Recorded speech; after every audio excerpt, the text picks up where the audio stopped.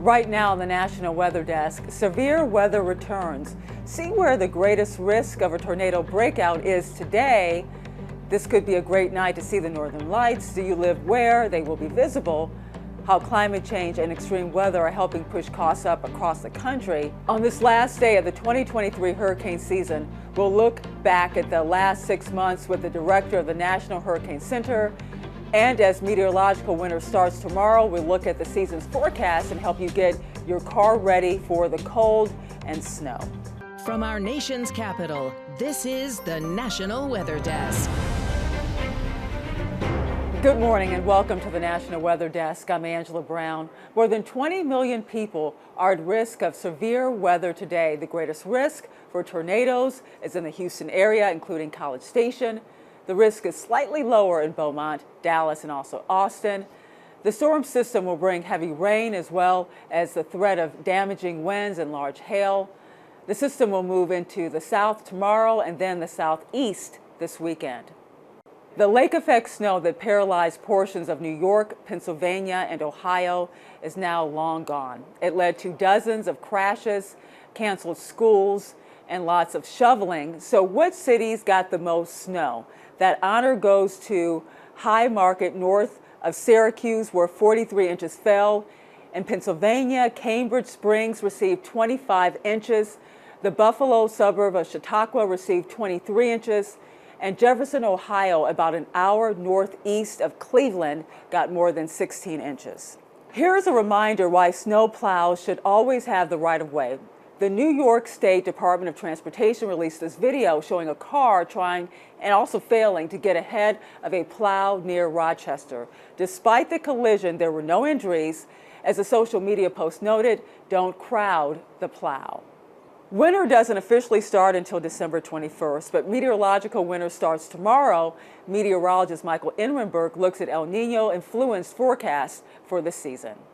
December 1st is Friday, and that starts the 3 months of what we call meteorological winter, the coldest 3 months of the year.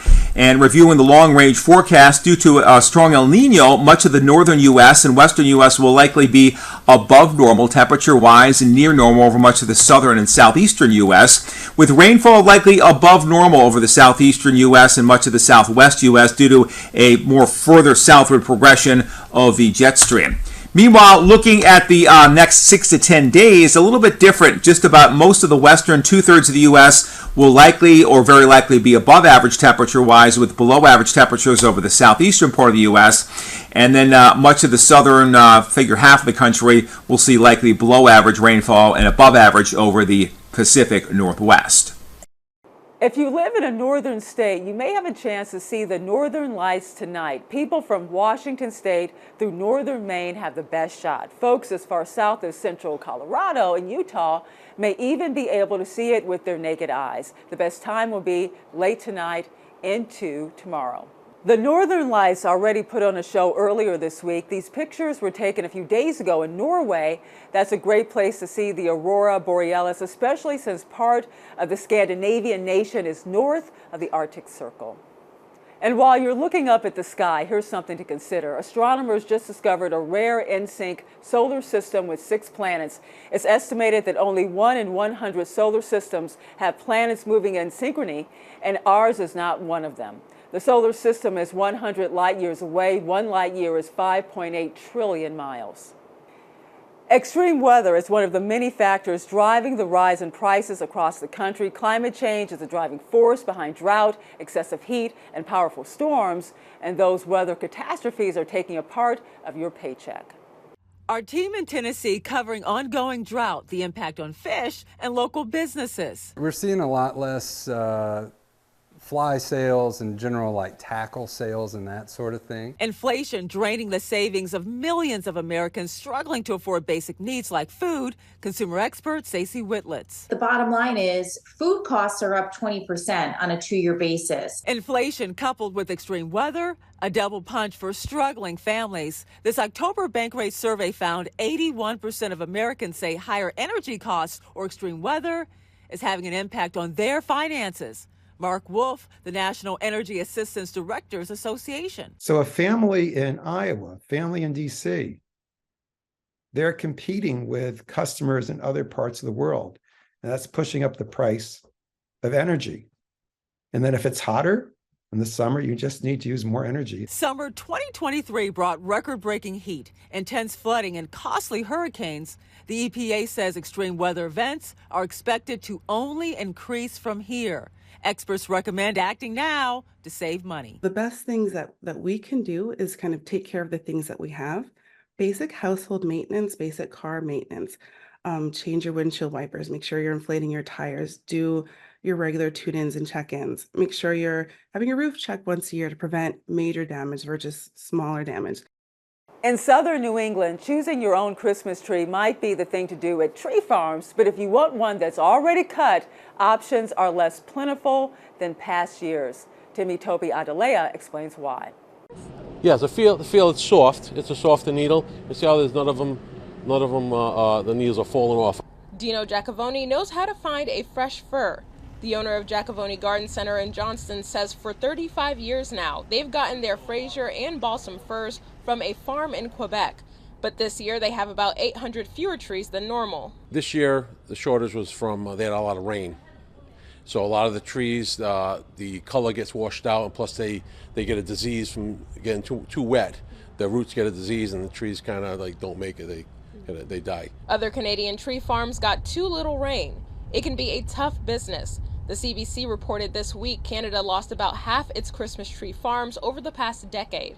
Trees in the past 5 years have went up, probably like doubled from the past. So, and we just have to bring that along over to the consumer. National Christmas Tree Association spokesperson Jill Sidebottom says the shortage of wholesale trees is affecting smaller buyers, like nonprofit groups that sell trees during December. Tractor trailer load of Christmas trees can hold about 600 to 800 trees.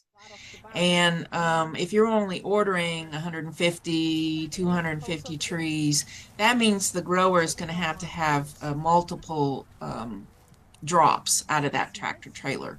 And so they have to have customers sort of in the same area. So there's just a lot more issues with logistics. New concerns for a vital species in the Chesapeake Bay. The striped bass population is reaching new lows, and it's a major issue for local fishermen. Brad Bell looks into what's causing the decline in numbers. Every spring, teams of fisheries workers head to select spots in the Chesapeake Bay. They pull nets and count the baby striped bass they collect. That produces a Young of the Year index, a gauge of the health of the species. Well, this year, that count was among the lowest ever recorded, triggering major concern for the future of this vital species. For the past 5 years, that juvenile index has been below the long-term average, and not right below it, but really far below that long-term average, which signals what we call recruitment failure, meaning the reproductive rates and how many fish are spawning in the Chesapeake Bay and how successful that spawning is really in a state of failure. Now, the state of Maryland is reacting with proposed emergency regulations aimed at increasing spawning success. They would prohibit fishermen from targeting striped bass before May 15th in the spring. That would eliminate the so-called trophy season, when fishermen target big rockfish like this one caught in the Potomac. The hope is that we can protect the large female fish that come in from the ocean this spring, give them a chance to come here and spawn without any interactions with fishing pressure or any type of human activity. Kind of leave them alone for a few months, let them get here, spawn, and hopefully Mother Nature will cooperate with us and we'll have a good year class. These moves follow a request made last spring by Governor Wes Moore for a federal fisheries disaster designation for the Chesapeake because of the impact of the blue catfish in the bay, the voracious, invasive species among the challenges for striped bass because they're a favorite food of the catfish. That request still pending. The emergency regulations would last for 180 days. They would take effect next spring. But it is also possible that new restrictions will also be coming from a regional commission which manages fisheries. And coming up on the National Weather Desk, it's the last day of the hurricane season. We'll talk with the director of the National Hurricane Center to find out what made this year stand out. And we'll show you what makes snow squalls so dangerous.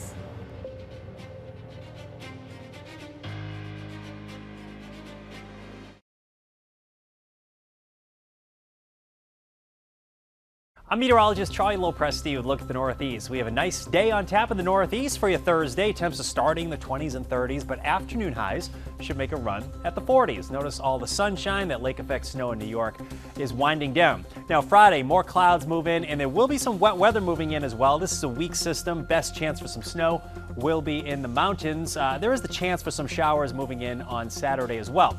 The storm to keep an eye on will be Monday. That one could bring some snow and rain to parts of New England. I'm meteorologist Jonathan Myers, and here's a look at the Mid-Atlantic region. Up and down the 95 corridor, starting cool, but finally some warmer temperatures as we head toward afternoon. Look at this. By the time you're getting kids from school or making that commute home, temperatures well up into the 50s, eventually falling back into the 40s as we head towards sunset. But we're through with the coldest air. Warmer times ahead. Unfortunately, the next weather maker out to our west could bring rain by Friday. That's the scene here. I'm meteorologist Vitas Reed. Here's a look at your southeast forecast highs for the day. A cool one in Raleigh at 59 degrees compared to Charleston at 63 in Macon, 65 in Pensacola, Birmingham, 61 degrees, 59 in Tupelo. Probably need to get those umbrellas ready because we do have some showers that are going to be moving in across the Mississippi River Valley as we continue to see showers across Louisiana into Mississippi through the afternoon. As we get into the late day, Memphis getting some heavy rain, a few showers and thunderstorms as we go through the day. I-95 sunny.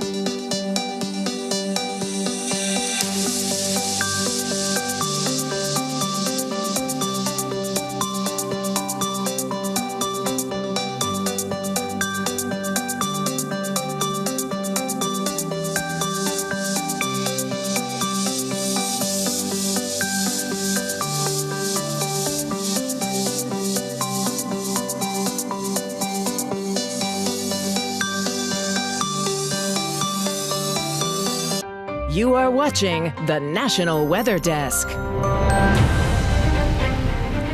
It's that time of the year when temperatures are really starting to drop and things could freeze pretty quickly. It's best not to wait until the last minute to prepare your home and car for the winter. John Gonzalez is outside with some things you can do now so you can avoid frigid emergencies in the future.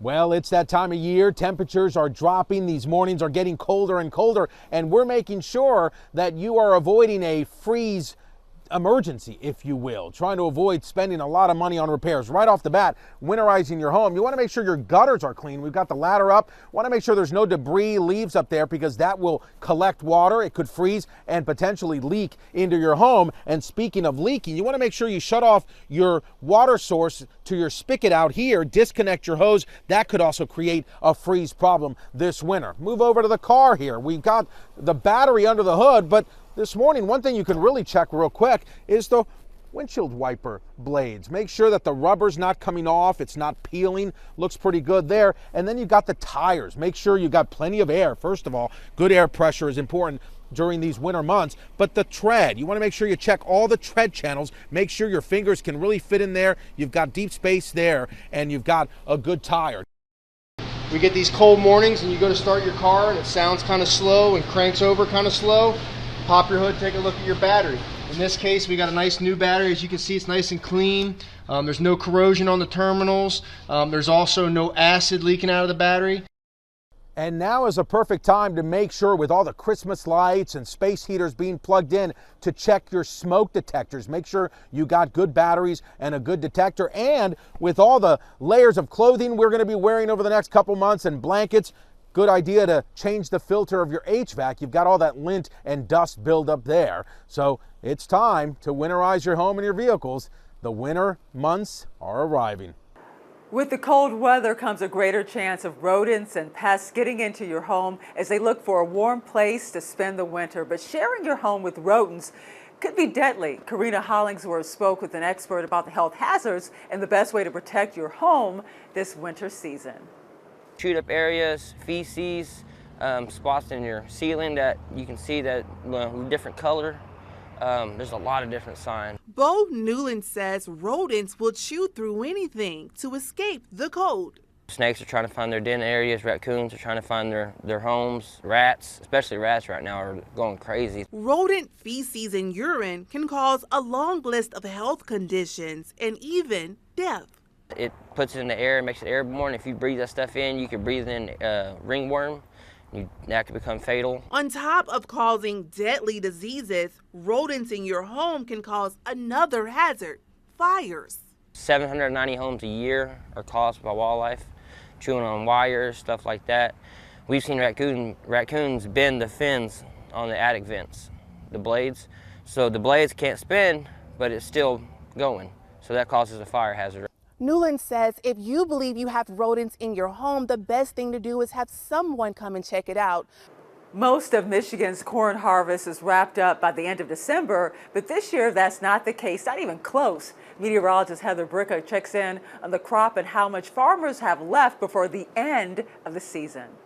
Farmers across Michigan have felt the effects of a challenging season this year for many reasons. We've kind of blew past deer season, and we're probably only 65 to 75% harvested. So it's kind of a harvest is ongoing from a corn perspective. But we had a lot of challenges this year with the crop. For Matt Breitup, he's in the same boat as many corn farmers. As far as corn acres go, we're about half done. We had to stop mid-stride to harvest soybeans. They're a more finicky crop of needing more sun and wind and good dry conditions. So when those conditions arrive, you have to switch over and get those done. It's waiting on Mother Nature during the harvest, which presents the biggest challenge. You can't take the crop out when there's this snow on it. Right now there's corn, what we call standing on the corn. And when that's on there, when it goes through the machine, it actually will ice the sieves up, which plugs it up, and then our crop actually goes through the combine back on the ground. Totally defeats the purpose. And there could be a real economic penalty if you're harvesting wet corn and have to run it through commercial drying. A lot of farms have their own on-farm drying systems, which you can dry cheaper, but still, when you have 25 plus moisture corn, it's pretty expensive to dry it. The cost is almost prohibitive. So guys have kind of let it out in the field. The Breitups are using the break from the harvest to fix things up.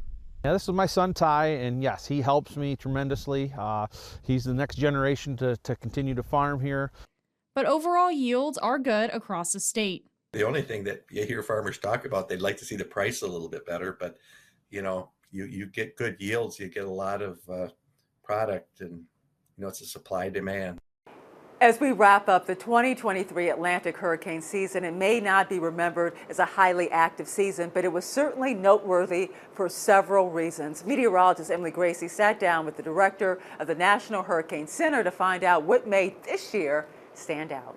It was actually a really busy season. We've got 20 named storms, 7 hurricanes, 3 major hurricanes. But for the United States, at least, it was somewhat quieter. I mean, we did have a major hurricane landfall with Idalia. We had Harold make landfall in Texas. Ophelia had impacts on the East Coast as a tropical storm that made landfall in North Carolina. We had Lee affect New England and Atlantic Canada. And we also had a lot of systems that sort of struggled intensity-wise this year, with 20 named storms and only 7 becoming hurricanes. That means we had 13 systems that never got to hurricane strength, which is a little smaller than the usual proportion you'd expect. But it was also a busy season in the Pacific, too. We had Hillary, multiple hurricane landfalls in Mexico, especially later in the season with Lydia and Otis. So busy year all around. These Pacific storms making landfall, is that noteworthy of this year as well?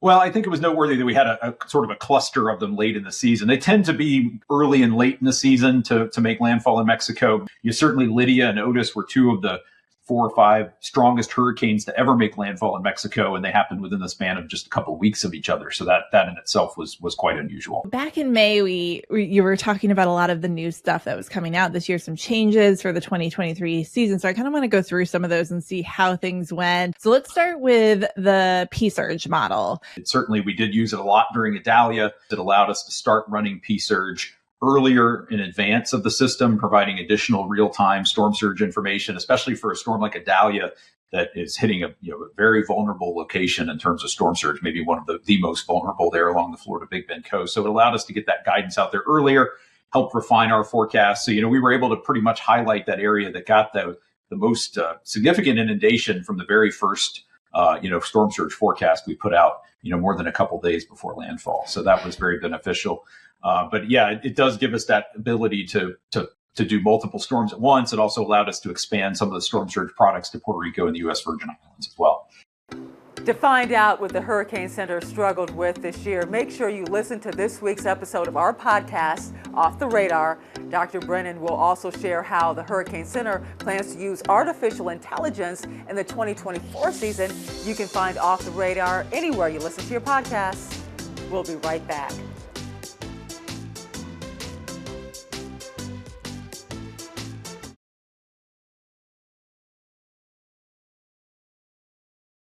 Good Thursday morning, everyone. I'm meteorologist Andrew Buck-Michael. Taking a look at your weather story across the Midwest. Most of us are pretty dry, but we do have some rain starting to move its way into the south here.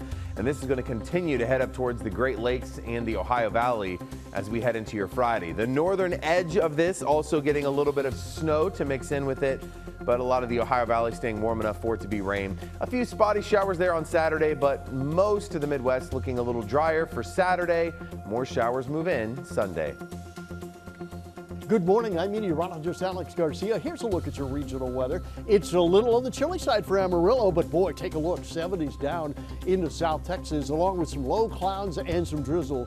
Warm front moving up, cold front coming down. We're looking for some clearing going on later in the day for South Texas. Big showers and thunderstorms, some severe, out toward the Houston area.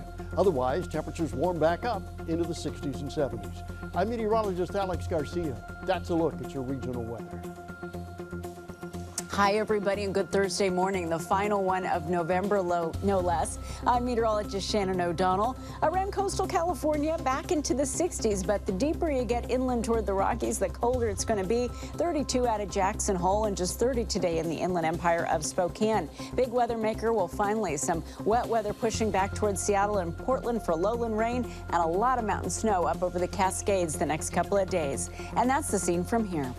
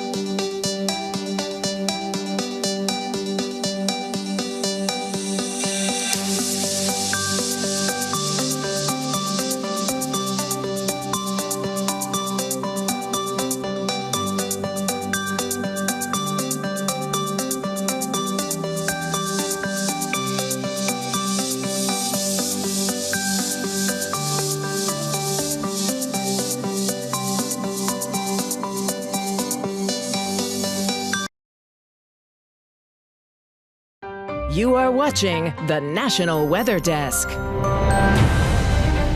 As winter draws closer, so do the possibilities for dangerous, fast-moving snow squalls in parts of the country. Meteorologist Emily Santom has more about snow squalls and how to stay safe if you encounter one. Snow squalls are periods of moderate to heavy snow that involve gusty winds and are found along stronger cold fronts. They can begin very quickly, almost like an outburst, producing very intense snowfall and wind.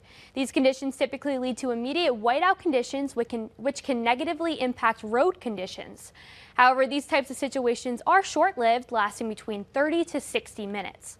When driving, it is easy to accidentally enter a snow squall, and it's even easier for accidents to occur. If you are traveling on the road during a squall situation and cannot take an immediate exit, try and slow down and don't slam on your brakes. It's a good idea to turn those hazard lights on too. When identifying snow squalls on satellite and radar, sometimes they can look like snow showers, especially when they are minor and on the weaker side. Comparing them to snow showers, they tend to look more intense and heavier, appearing as long lines and with darker blues. Be sure to check us out on social media. You can find us on your favorite social media platforms. Just search the National Weather Desk. We'll be right back.